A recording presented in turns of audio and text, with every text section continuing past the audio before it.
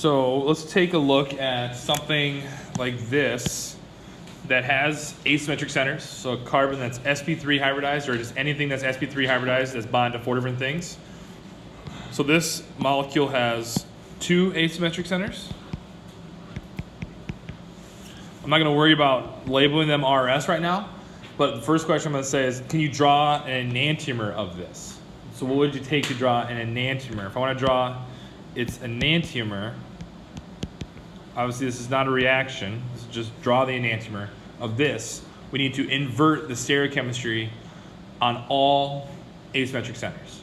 So enantiomer means everything is a mirror image, everything's absolutely the opposite. Absolutely the opposite.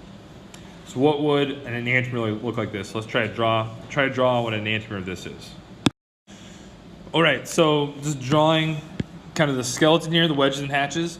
So if I'm going to do an enantiomer, what I need to do is invert both asymmetric centers. So I'm not sure if this is RS. That's not what I'm worried about right now. And if I ask my test, just draw the enantiomer, you actually don't need to know if it's RS. All you need to do is flip around. Whatever was wedged needs to become hatched. Whatever was hatched needs to become wedged. So it's actually really simple to flip it around. And then this one, it would be I. So this would be, these two molecules are enantiomers to each other, a pair of enantiomers, like our right hand and our left hand. All I did was take whatever was hatched, made it wedged. Whatever was wedged, I made it hatched on both sides. Now, what if I wanted to make a diastereomer of this? What would that look like?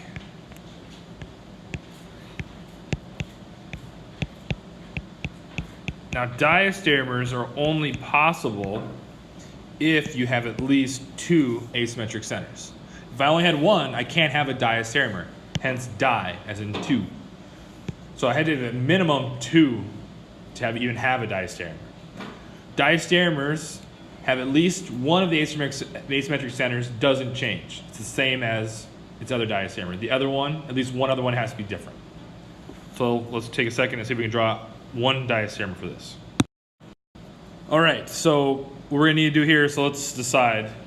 Do we want to keep this the same or switch it?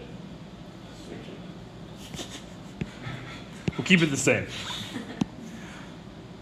Right, because in a diastereomer, at least one of the asymmetric centers stays the same. The other one, at least one other one has to flip. So you need one the same, everything else will be different, but at least one has to be the same. So the other one will have to be flipped around, so that would be inverting that stereocenter. Whatever was wedged becomes hatched, whatever was hatched becomes wedged. So this is one possible diastereomer. Another possible one, or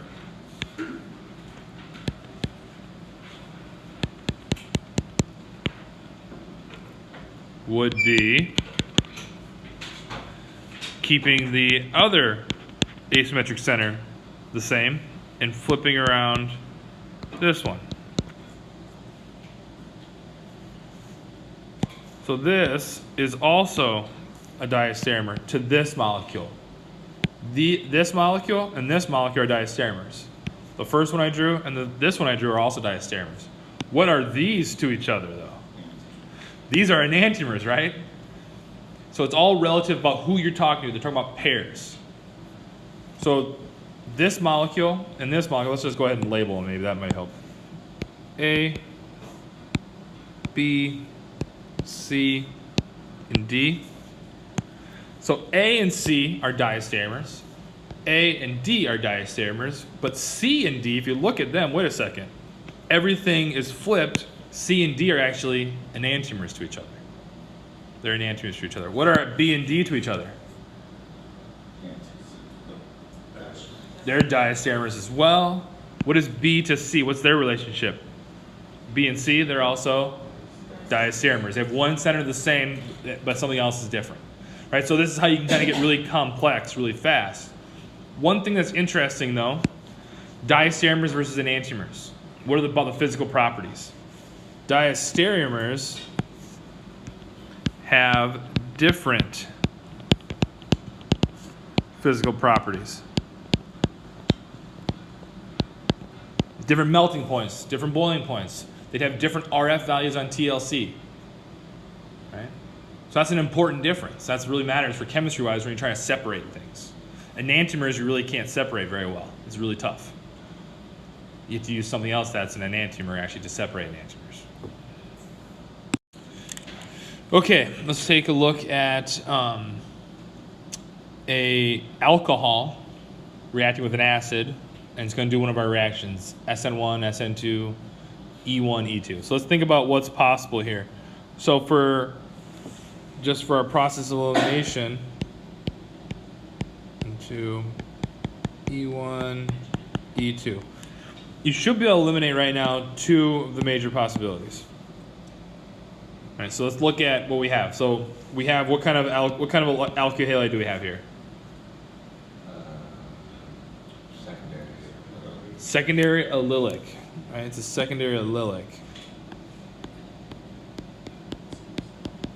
So does that eliminate anything? Absolutely not. So okay, that doesn't help. Well, we got an idea what's going on, but it doesn't help necessarily. What about the nucleophile or base? Is it reactive or unreactive? What do we have in there? Right, it's HBr. That's actually not even a nucleophile. That's actually an acid. So that should tell you right away which should you eliminate. So there's no really strong nucleophile or base. What two things can you eliminate? SN2 and E2, right? The ones that want the reactive nucleophiles or bases, you can eliminate those. So it's going to be SN1 or E1. You know. Wait, why do we eliminate those? This is not, because HBr is not a reactive nucleophile or base. It's an acid. It's actually an electrophile. So it doesn't even make sense, right? Either with H2SO4H or HI.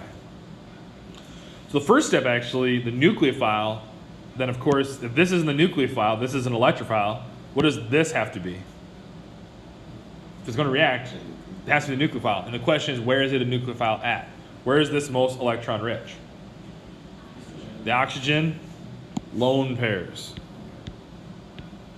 which of course you should always draw. So it's going to react and take the hydrogen off the bromine. Also, remember to think, is OH a good leaving group? So we're going to do SN1 or E1, we're going to make a carbocation, we know that. Is OH minus going to form something stable? Is hydroxide stable or is it reactive?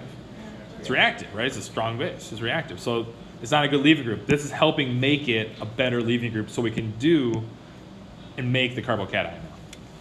So the first step is going to be pretty fast, right? It's just an acid-base reaction. So it's not going to form a super high energy intermediate.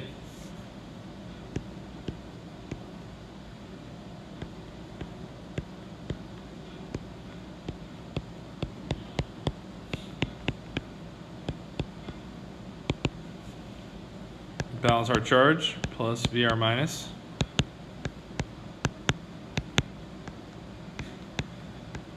Very good. So now what do we need to do? We know we're doing SN1 or E1. So what's the step we need to do here? We've made a better leaving group now. We need to have the leaving group leave, form that carbocation. So we're going to break this carbon-oxygen bond. This, of course, would be our rate determining step. Forming our carbocation, this is going to take a lot of energy. It's going to form an unstable high energy intermediate, right? Because that intermediate doesn't have a full octet, so it's not happy. So let's see.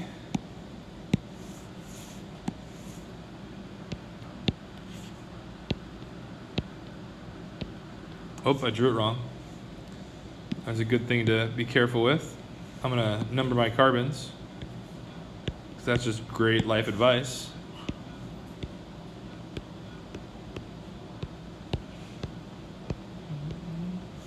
Has nothing to do with this random order. Nothing to do with anything. But this way I don't lose carbons. If you lose carbons, that's bad. Don't lose carbons.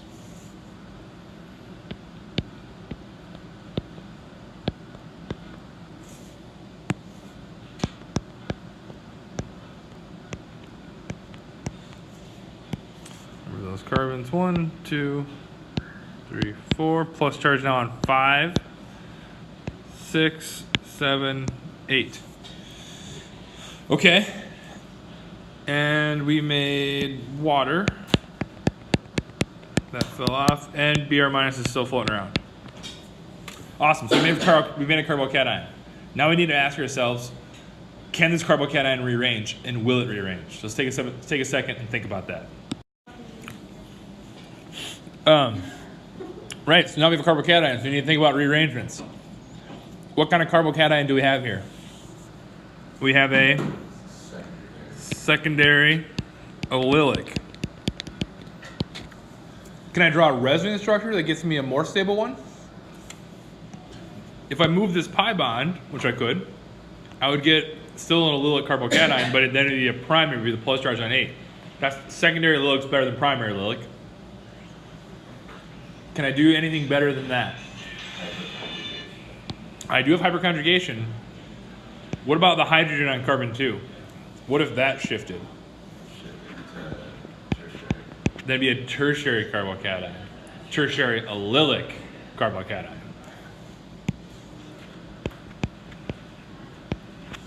So the CH bond on carbon 2, the hydrogen and the 2 electrons go to carbon 5.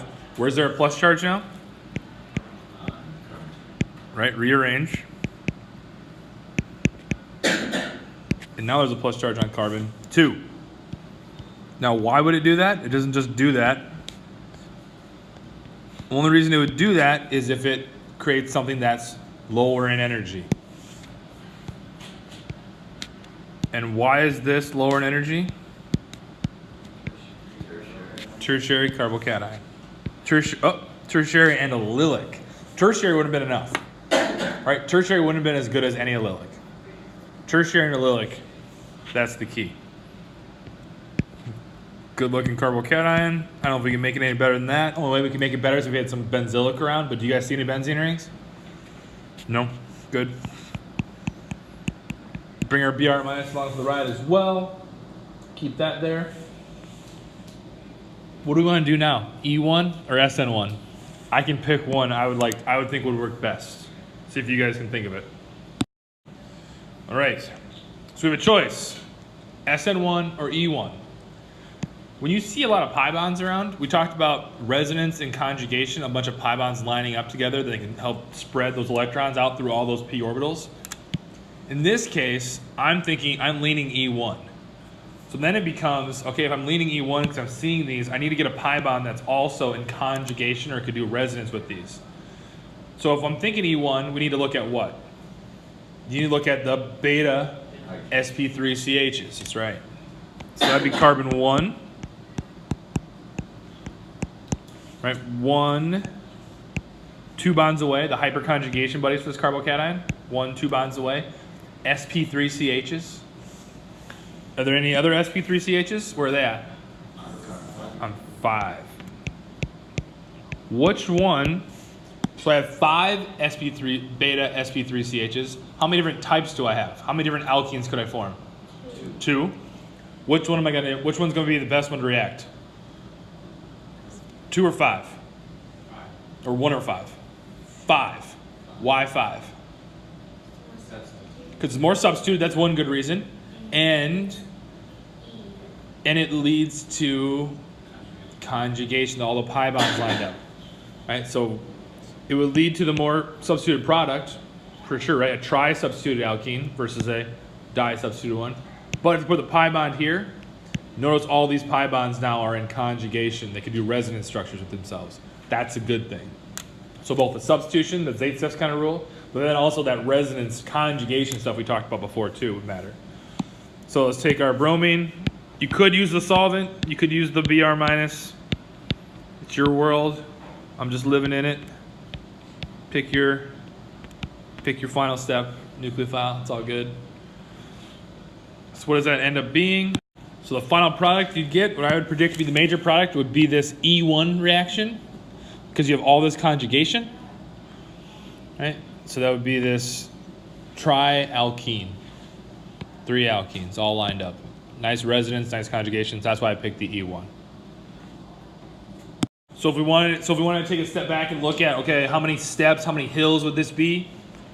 We'd have 1 hill, 1 intermediate, another hill, another intermediate. This would be the rate intermediate. This would be the high hill. This would be a high energy intermediate. We do a rearrangement, another hill. This is going downhill a little bit, right? Because we're making a more stable carbocation. But remember, this is still it's a carbocation. It's still higher in energy than this. right? Everything has full octets here. This is higher energy than the starting material, but it's not like a carbocation, right? Without a full octet. And then the final product, one more step, one more hill, and then down to our product. So 1, 2, 3, 4 steps, 4 hills, and 1, 2, 3 intermediates, 3 valleys. Make sure you understand the energy levels of these. You can be able to draw that out too. All right, so I've labeled these: starting material, intermediate A, intermediate B, intermediate C, and product. Now we're gonna make a free energy diagram for these. All right, so move some things around. Still got a rough idea of what we're working with. Starting material and product, not worrying about their energy levels. Exergonic, endergonic, you know those terms, but that's not what we're asking here. We're gonna work on positioning intermediate A, B, and C, and make sure they're in the right energy levels. So maybe the first easiest one to say is, what's my highest one? That's certainly for sure intermediate B. That's your highest energy carbocation. So we could put that, let's just put it up here. Right, now I'm not looking for an exact distance, but the relative differences between them should make sure that you indicate to me that you understand, right, where they're at energetically. So this is B. Where would C be at? It'd probably be still pretty high, but it would be lower than B. So there'd be C. There's C. Int B. And where would intermediate A be? I don't know, maybe down here.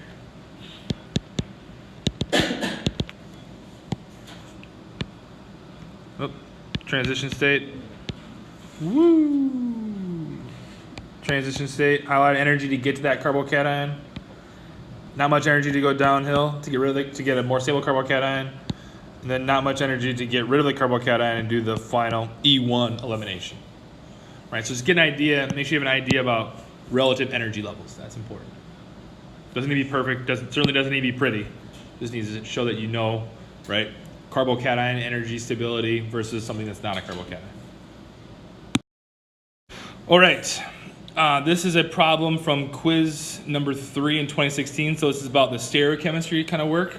And the question is asking whether or not this center right here is R or S. So it's a Fischer projection. So a couple things you need to know. One thing, it was written like this, CHO. So one of the things I was looking for, did you know that this as a Lewis structure is actually an aldehyde? So that was one thing I was testing. Right? So without knowing that it's an aldehyde, it's going to be pretty hard to rank these. Now, the other thing we need to do is just rank these. So we need to go red, highest priority, white, second, blue, 3, green, 4. So it's all based on atomic number. This is at playing war, like playing cards. So easiest thing I always try to do is find the highest and find the lowest. So the lowest, in this case, the lowest atomic number attached to that carbon would be the hydrogen. So that's going to be green. Can we identify the highest ranked one?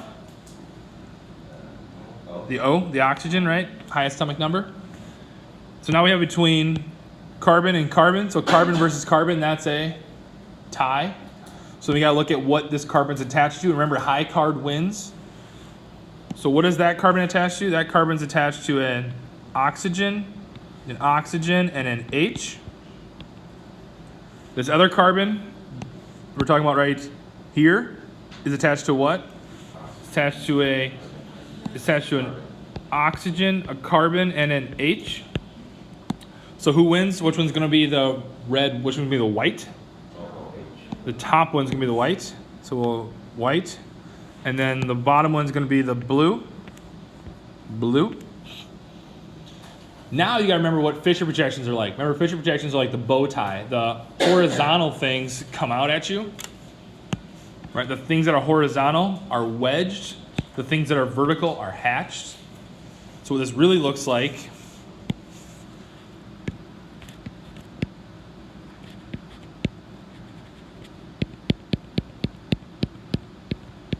is this.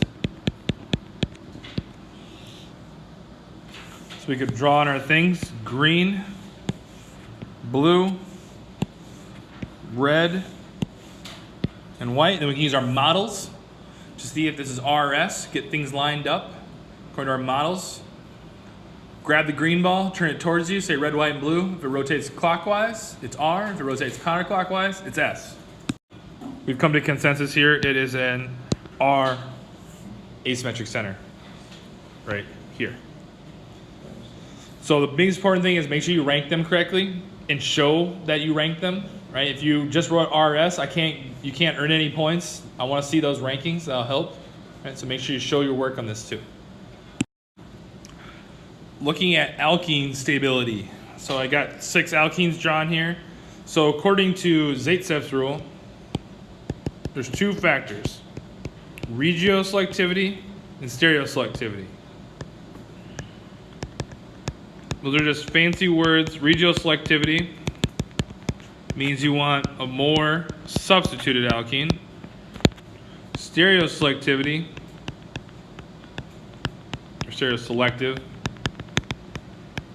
activity, would mean you want the E, or the trans alkene, instead of the Z alkene. So those are 2 things to think about. So which one of these is going to be maybe the least stable, the highest energy one?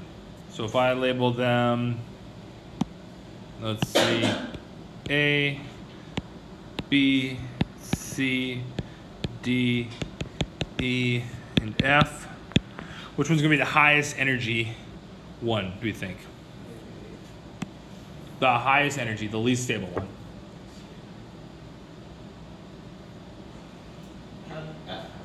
F. F is actually going to be the least stable one. Now, it's a little tricky here, right? So we're just thinking about what's the same, what's different. All 3, D, E, and F, all 3 are di-substituted, right? The alkene has 4 positions on it, right? There's 1, 2, di-substituted, 1, 2, di-substituted, 1, 2, both are di-substituted. This would be the highest energy one just because the 2 groups are right next to each other. Right, so that's steric kind of argument. So this would be the highest energy one. So I'd rank this. Let's say that we'll do our ranking by highest energy. This would be 1. What would be my lowest energy one? Let's kind of box it in. What do you think my lowest energy alkene is going to be? B. Good. So that's going to be 6. Why B?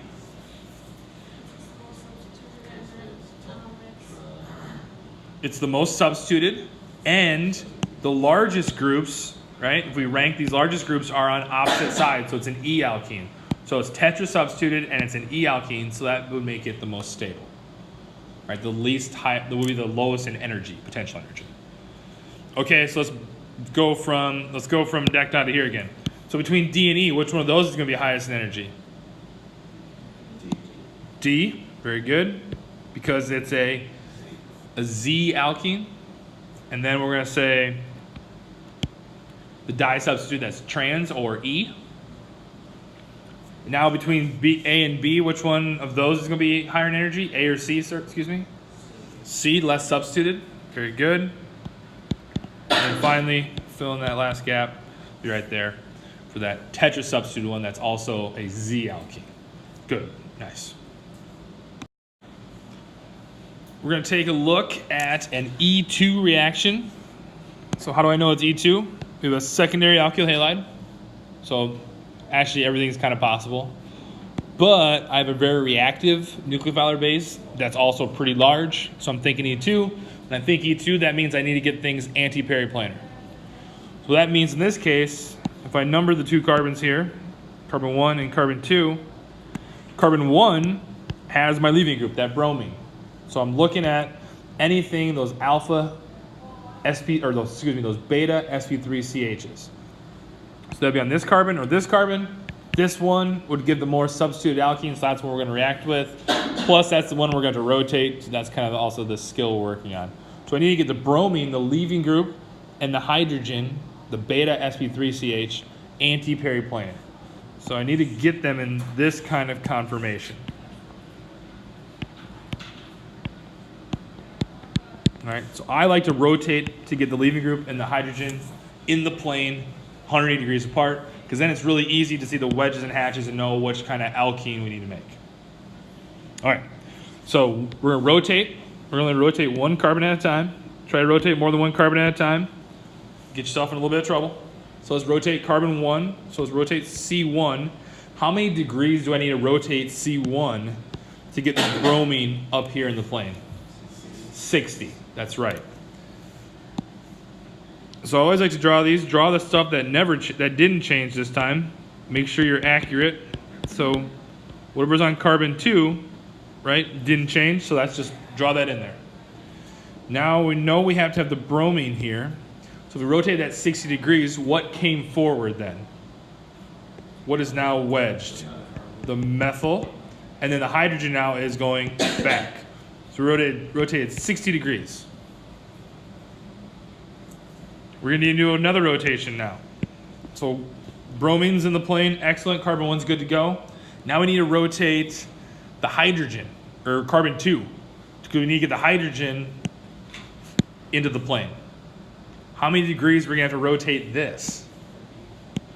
So C2, only 60 again. Only 60 again.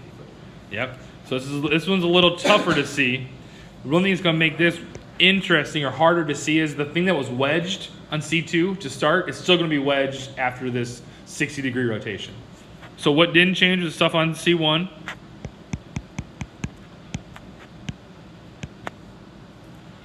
We know the hydrogen is going to be down now. The ethyl group is actually still wedged, right? Because the 60-degree rotation just moves it up.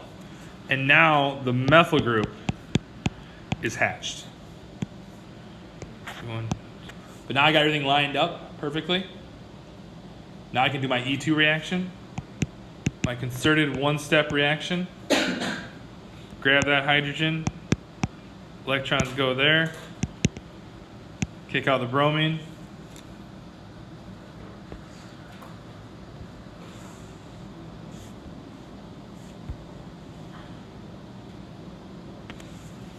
What are we going to end up with?